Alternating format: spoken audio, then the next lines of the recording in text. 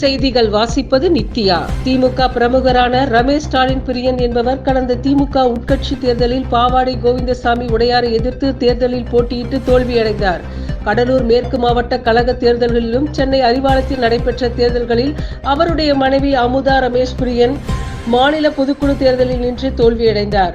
இந்த அரசியல் காழ்ப்புணர்ச்சி காரணமாக சிலர் இவரை எதிர்த்து தேர்தலில் நின்றதால் பாவாடை கோவிந்தசாமி உடையார் மற்றும் சிலரும் கூட்டு சேர்ந்து இந்த வியப்பு காவல் ஆய்வாளரை பயன்படுத்தி பொய் வழக்கு போட்டுள்ளனர். திமுக உள்கட்சி தேர்தலில் நல்லூர் வடக்கு ஒன்றிய தேர்தலில் நானும் பாவாடை கோவிந்தசாமி உடையார் தேர்தல் நின்றோம். பாவாடை கோவிந்தசாமி உடையார் என்னை தோற்கடித்து அவர் வெற்றி பெற்றார் ஒன்றிய கட்சியில்.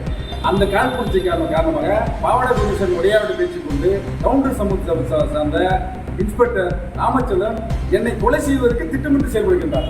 அங்கே கஞ்சா பயன்படுத்துகின்ற கஞ்சா விற்கின்ற வியாபாரிகளையும் அங்கே திருப்பி டீசல் விற்கின்ற அந்த கும்பலையும் அங்கே இருக்கின்ற சாரா வைக்கின்ற கும்பலையும் எதிராக திருப்பி விட்டு என்னோட ஒன்பது வர கேட்டார். என் மீது வழக்கு போடுகின்றார், என் மகன் மீது வழக்கு போடுகின்றார், என்னை கொண்டு நேராக கொண்டு என்று சொல்லுகின்றார். என்ன அவர்களுக்கு என்ன காழ்ப்புணர்ச்சி?